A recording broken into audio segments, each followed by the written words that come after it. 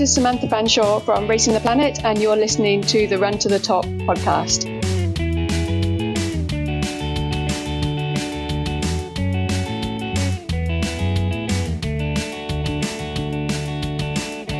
Hello again, and welcome to the Run to the Top podcast.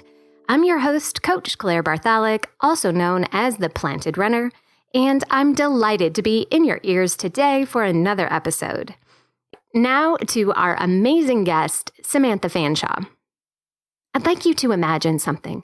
Think about what it would be like to run 250 kilometers, or about 155 miles, in 6 stages across the most inhospitable deserts in the world, while carrying everything you need for the entire trip on your back. If that sounds incredible to you, this is the episode for you. And if that sounds miserable, I might tend to agree with you, but the whole idea is still incredibly fascinating. Samantha Fanshawe is president of the 4 Deserts Race Series at Racing the Planet, which means she manages ultra stage races all over the world in some of the harshest conditions, from the Atacama Desert in Chile to the Gobi Desert in Mongolia to the Namib Desert in Africa to the coldest desert in the world, Antarctica. As you will hear, Sam is British, but she has lived all over the world and fell in love with running while living in Asia. Her path led her from half marathons to ultras, and eventually she went from volunteering at the race across the Gobi Desert to becoming a member of the staff. I talked to Sam about what it's like to race these events, what you need to do to train and prepare, as well as who should not sign up for an event like this. Our conversation is a fascinating dive into the world of some of the toughest races on the planet, which you can enjoy without leaving home. And now, here's Samantha Fanshawe. Welcome to the Run to the Top, Sam. Hi, Claire. It's an honor to be here. I'm looking forward to talking to you today. Great, me too. You have a very interesting background. You've lived all over the world. And I'd love to hear the story of how you first got involved with Racing the Planet. Many people will say that Racing the Planet, when you are with the Racing the Planet team, whether you're racing or on the staff or as a volunteer, it becomes quite addictive. And our permanent staff is a little bit of an example of that. So I first volunteered for a Racing the Planet Ultra back in 2005 in the Gobi Desert, when a friend of mine, when I was living in Singapore, had heard about it and said, you should come along. And I wasn't at the time ready to run it, so I went along as a volunteer. And I mean, we had sandstorms, we had some crazy heat during the night, we had some really difficult dunes, but I was just hooked from that moment onwards. And then through conversations from then with the founder of the company, Mary Gaddams, on and off, I then started working full-time for the company in 2008 and have been there ever since. So wow, 12 years later already. Yeah. Well, can you describe what these events are like? Most people probably have never done anything like this. So I'd really love to hear about what they are and what kind of people sign up for these things. Sure. Yeah, no problem. So the easy answer is that an actual race itself is completing 250 kilometers or 155 miles on foot, either running or walking, self-supported in some of the most inhospitable but culturally rich and beautiful locations in the planet. The races, they take place, we have the 4 Deserts Ultra Marathon Series, which is a 4 desert series in the Namib Desert in Africa, the Atacama Desert in Chile, the Gobi Desert in Mongolia, and then the last desert in Antarctica. And for the most part, those are annual races in the same or similar locations. In addition, there's a 5th race that takes place in a new location each year that's the same format. And this will be, I think, 12th year holding this race. And next year it will be in Georgia. The last one we had was in New Zealand. Before that, we've had them in Madagascar, Iceland, Ecuador, and Jordan, all over the world.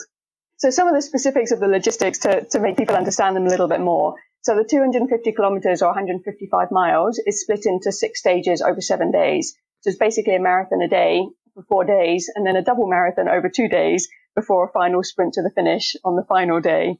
And everyone basically starts together each morning You follow flags from checkpoint to checkpoint until they reach the stage finish line where the clock, your individual clock, will stop. And then you can rest, recover, chill, chat, eat, and whatever else you want to do in that time until it all starts again the next day. At the final finish line, there is a camp provided where tents are set up for you. There's hot water for making your meals, basic toilet facilities, as well as operations and medical staff being there. And then basically you repeat this each day for 6 stages. And the winner is the man, woman, and team, or the winners are the man, woman, and team who have the fastest cumulative times over the 6 stages. A couple of other quick things. So the fast people are very, very fast, taking less than 4 hours to complete 40 kilometers across the desert terrain with a backpack. But at the back of the pack, they're just there to finish it and enjoy the experience. And it will take them up to 10 hours to finish each 40 kilometer or 25-mile stage. Wow. But the reality of all of this is that it's basically just a group of inspiring people running or walking across this difficult, beautiful terrain, all trying to achieve the same thing for an experience that they will remember for the rest of their life. We always say about the races that it's more than a race. It is a race, but it's more than a race.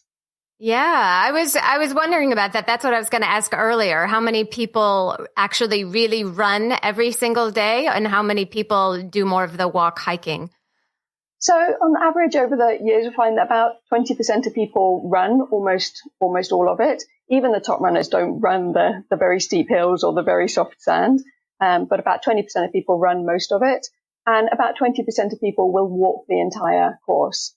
And then everyone in between, it's a mixture of running and walking to various degrees.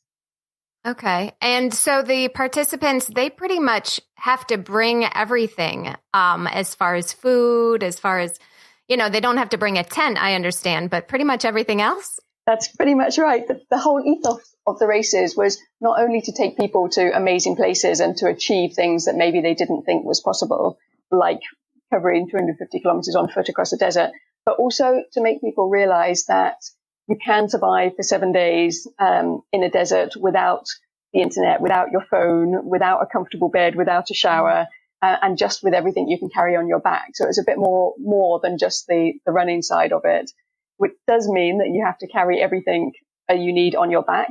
And the backpack will normally weigh somewhere between 6 kilos and I suppose 12 or 13 kilos. And that will include a sleeping bag, a list of 35 mandatory items, which goes down from your shoes to your safety pins that you put your bib on to everything. So that covers all the items.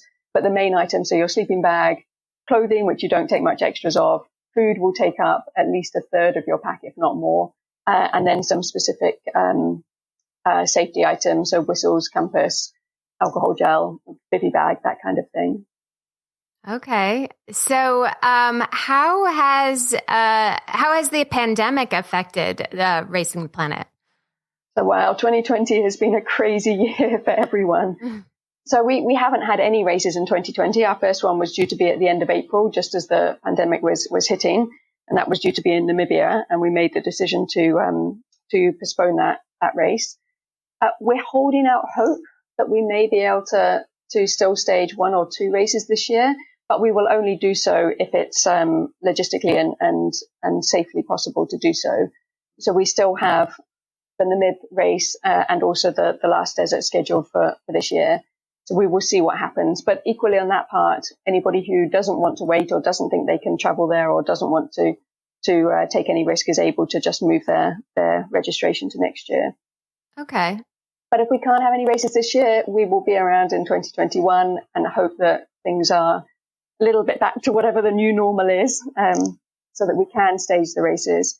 And of course, at the races, there will be a number of different changes, but the format of the races itself and the places we are and the limited numbers that we have at a race all are perfect for self-isolating and social distancing as far as keeping control of the virus and being out in these wide open spaces where you could run all day and never have to be running beside someone but we will have to make some changes to it. And the big problem, of course, is getting there, flying there, being able to get into the country, not quarantining, not bringing any virus with you, and us not having any virus brought into the race itself. Mm-hmm. Well, let's talk about training for the race. So let's fast forward to 2021 when everything is perfectly healthy. How would you recommend training for something like this? Is it similar to like a marathon training? So my first piece of advice to people when they're wondering whether it's possible for them to do it is if mentally you're ready and determined to want to do it, then you can do it. Everyone can walk a long distance. So if it comes down to that, then you know that it's possible to do. Obviously, you then work back from that stage and put in place the training that goes with it. And definitely it's not like a marathon training. The longer you go, and especially on the type of terrains that we're on, often the slower people will go.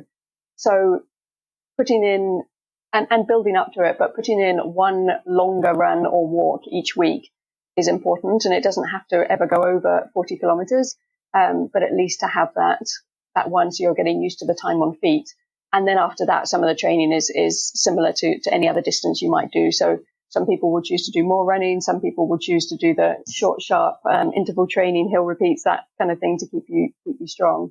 But definitely some of the time on feet is also important so that your body gets used to it and building in the pack with it. Yeah. So training with a backpack obviously is super important, right? Absolutely. But part of that we say is it's about not making a big deal of the backpack.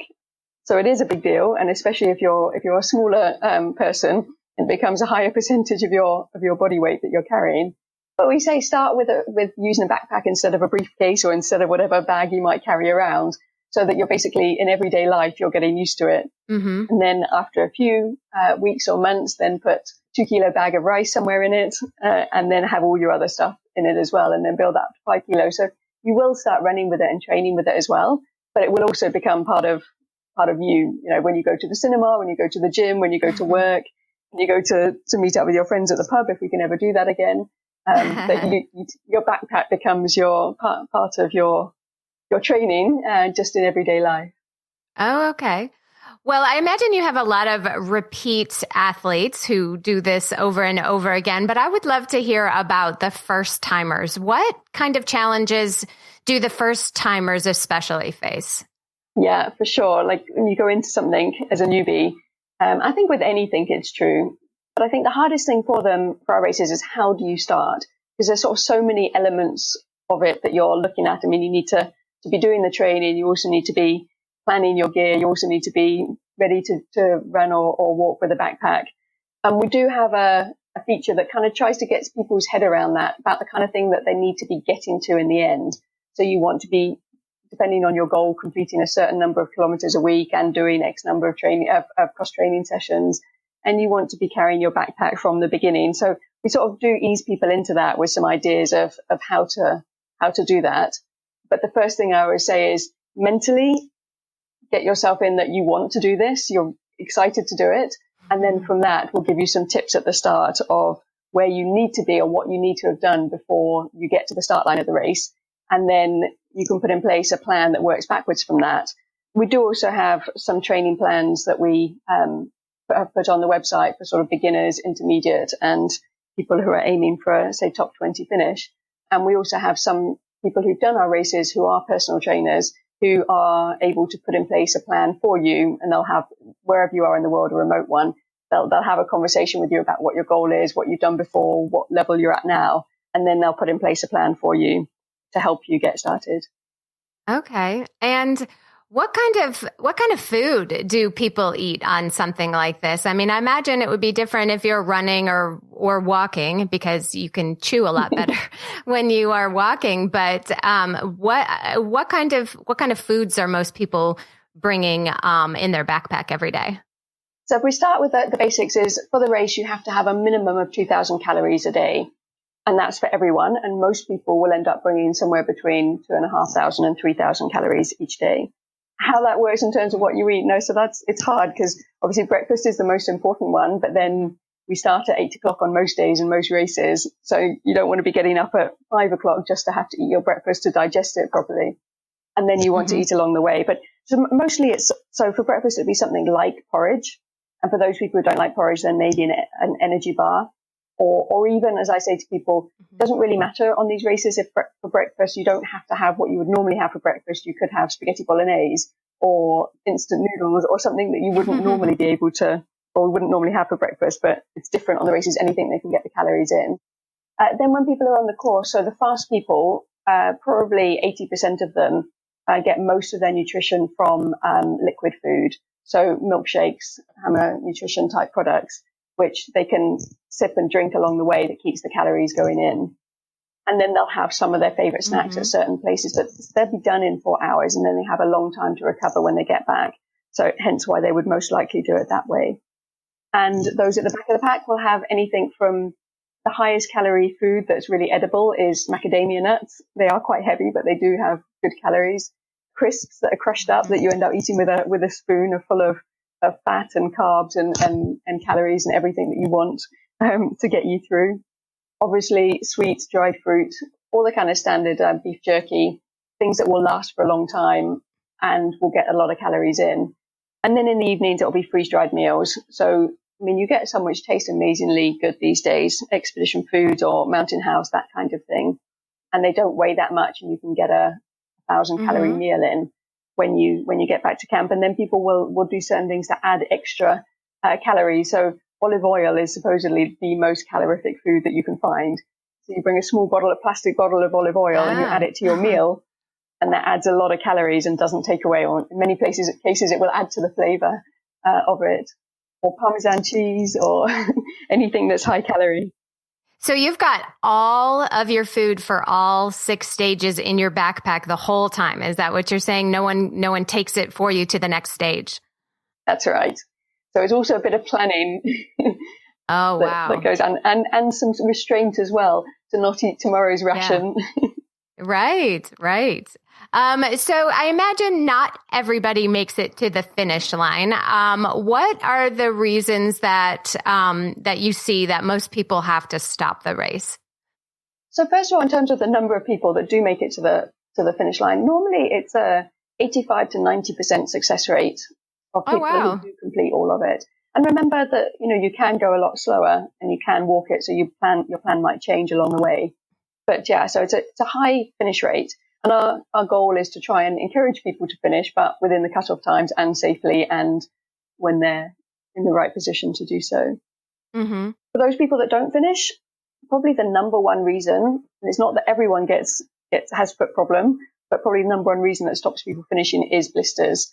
And you forget, so if you're running even a 100-kilometer distance in one go, your feet might hurt, you might get a blister early on, but you know that if you keep going and you don't look at it, you get to the end, then you can rest for 2 weeks and not have to stand on it too much. Whereas this is very much more about preserving yourself or being ready for the next day and the next day and the next day. So if you get a blister or a hot spot on day one and you leave it and it turns into a full-on blister, it's going to be very painful to finish the race. Whereas if you stop and deal with it and lose 10 minutes, patching it up and making it better, then the rest of the race is going to be a lot easier. Some of the other reasons, just to give an idea of why people don't finish. So one reason is just that mentally they're not ready to be there. And this is what I was saying all along. It definitely is as much of a mental as a physical game. So if they arrive and they've had a lot of stress going on in their life or their work, then often that will end up not getting them to the finish line, or they arrive thinking they can't do it. It's not possible for them to do it. And so then the mind takes over and stops them doing it. I think we all know when we're out on a training run even, and your mind's saying, oh, can't we just go home and I'm done, it hurts, should we stop? So it's that kind of reason. And then the final reason is normally to do with the heat or the environment that's there. So minor dehydration, hyponatremia, things like that the doctors will pick up on very fast and stop people continuing. Okay, that definitely makes sense. So what kind of people should not sign up for a race like this? People who don't like adventure, people who don't like, people who think they can't do it, I suppose is probably the easiest answer to that. And that person can change from being, I know I can't do it, to I can do person. And then that they might become someone who should sign up for it. But someone who thinks they can't do it or thinks they don't want to do it is the kind of person that shouldn't do it. It's funny, we have people do the races who've never camped before in their life. They may have done in training and sometimes haven't. They come along. Really? And they don't camp normally and they like their 5-star holidays. But it's part of the race and part of the environment that it puts you in, and the mindset it puts you into. So yeah, that's not the kind of person who shouldn't sign up. Like even if you've never camped or you've never done a distance more than 100 kilometers, or even never run a marathon before you decide you're going to do the race, you still can do it and are the kind of person who should do it. Okay. Great. I bet you have a whole collection of stories from races as epic as this. Can you share a few of the more memorable stories of things that have happened on some of these races? Yeah, for sure. I mean, like you said, there are so many. Probably one of my favorites that just makes me laugh each time is there was a checkpoint on the Long March, which is the double marathon day in one of the races. And it was a very hard day. It was some years ago now.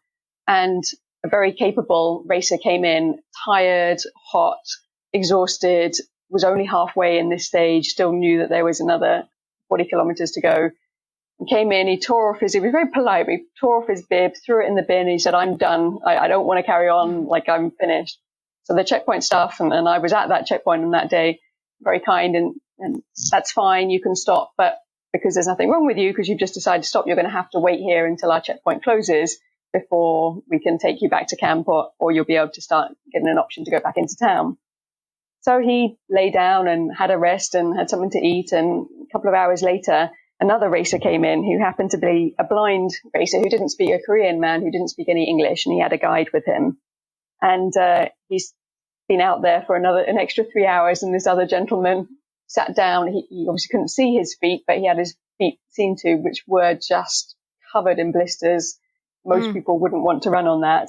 And slowly and quietly, the guy who'd come in, who decided he wasn't going to carry on, went back to the bin, picked his bib out of the bin, told the checkpoint staff that he was going to carry on, and he went on his way and finished the whole race. Just shows that when you think that you're done, there's a whole lot more in you. Isn't that right? Exactly. And also that, when you think you're done, you think what other people have to, what you're going through is nothing compared to what some other people are going through, not just in the race, but in life as well. Yes. I think we are all learning that lesson a little bit these days. That's very true. Yeah. I noticed that the registration for Antarctica is by invite only. Can you tell us a little bit about that event? Yeah, for sure. So the first thing people are always surprised about is that Antarctica is a desert. It is actually the largest desert, and it's all based around the amount of precipitation. So there's a lot of ice and snow on the ground, but not much falls onto it to create it. But the race itself, so it's invitation only because you need to qualify for it by completing 2 of the other 4 deserts races. Mainly, or a couple of reasons. One is because it's a very popular race, and obviously Antarctica is a very special place that we can only take a very small number of people for each of the races. So normally it's 50 or 60 racers. So it was the first way to get people to qualify for that, so that we weren't overly inundated with it. And then the other thing is, it's still a very hard race, but the format is a little different because Antarctica is a little different. And so the base camp is a ship. So on that one, you do get a bed and you do get a shower, but the stages are very different and possibly tougher, but in a different way than the rest of the race. So it becomes a little bit like a kind of get together of people that you've met on other races or people who've done other races. So you get that like-mindedness already, rather than bringing in someone who has no idea of how the Racing Planet Ultras work, and they come in just to complete one race, and then you lose the kind of the camaraderie and the whole point of what the races are about, and especially in a race like that where the format is a little different. Yeah. Well, I imagine you're not dealing with heat there, but there's probably some other challenges dealing with the cold and maybe frostbite, or what are the other challenges in Antarctica? The biggest challenge in all the races for us and for the racers is the weather. But in Antarctica, even more, because it's so unpredictable and it changes so fast. And so other places, it's obviously not great, but you prepare for it. And if you're expecting unusual weather, you normally have a bit of time to prepare extra for it, and you have many backup plans. In Antarctica, when the weather changes, it changes really fast and it gets really ugly. It's the wind and the cold, and also obviously the chances of crevasses and carving ice and similar. So it throws up a lot more challenges for us, and hence again the format of the race is a little bit different in that we sleep on a ship instead of on shore every night. Okay, well, it sounds, absolutely epic. I can't even imagine. But I'm sure. How many times have you gone to Antarctica now? So we've gone 8 times so far. So that one's actually held every other year. Okay. Again, because the numbers are limited and it's such an epic race to make happen that we keep it to every other year. So this will be our 8th race coming up. We've been 8 times already, and this will be our 9th race this year. Wow. Amazing. Well, so what is the future for Race the Planet? Is there anything new in the works? Our focus is always on the 250-kilometer races, the 4 deserts, and then this additional one. However, you always want to look for something new and exciting. So first of all, I suppose this isn't new and exciting, but we do have a community challenge this year that will be launched soon, which is going to be bringing together everybody's miles to try and get us around the world to all of the deserts virtually within, and see how long it takes us to get there, and doing that all as a way of raising money for the communities and the people in the places where the races normally take part. So it's something a little different, but not different to what everyone else is doing right now. But it was just something fun to do for our community.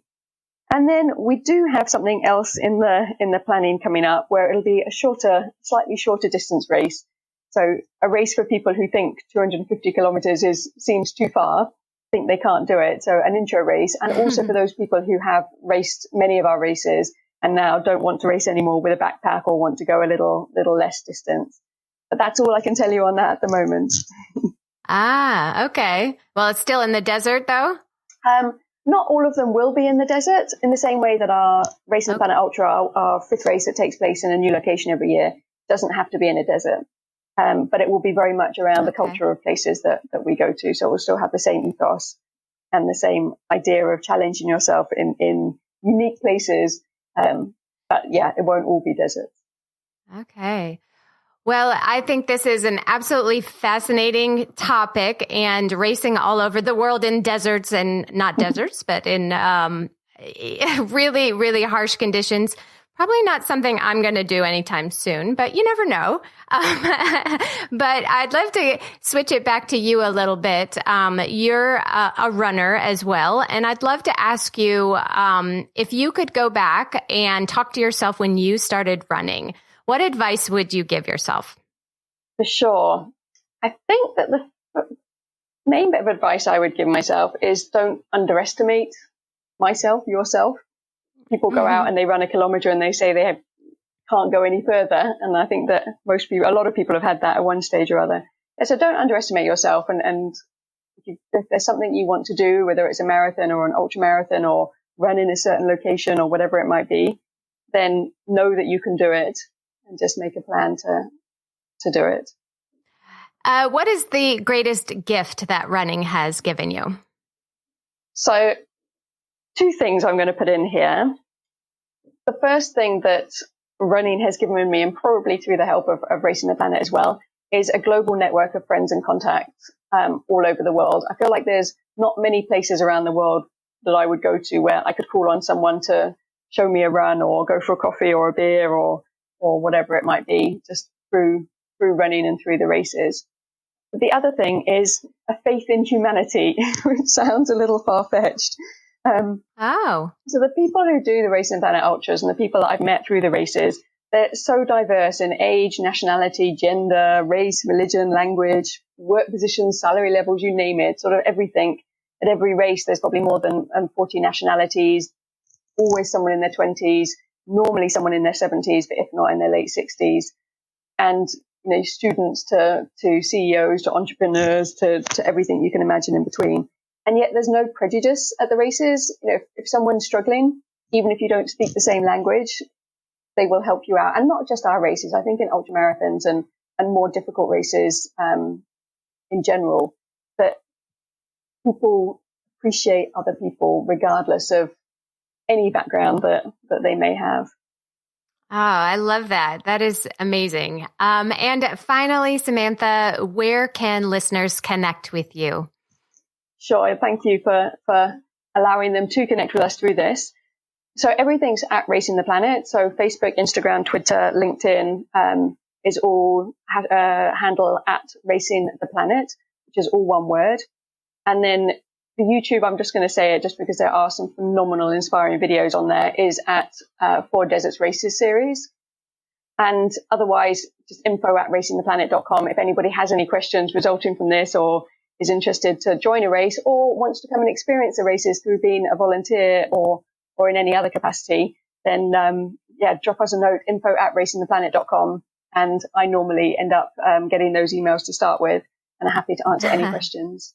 Wonderful. Well, I can't wait to see where Racing the Planet goes in the future. Hopefully, as things get back to normal, you can still have these races all over the world and inspire many, many more people. I want to thank you, Samantha, for being on the show. I really enjoyed it, and take care. It sounds like an incredible adventure and challenge. And if you would like to learn more, head to racingtheplanet.com.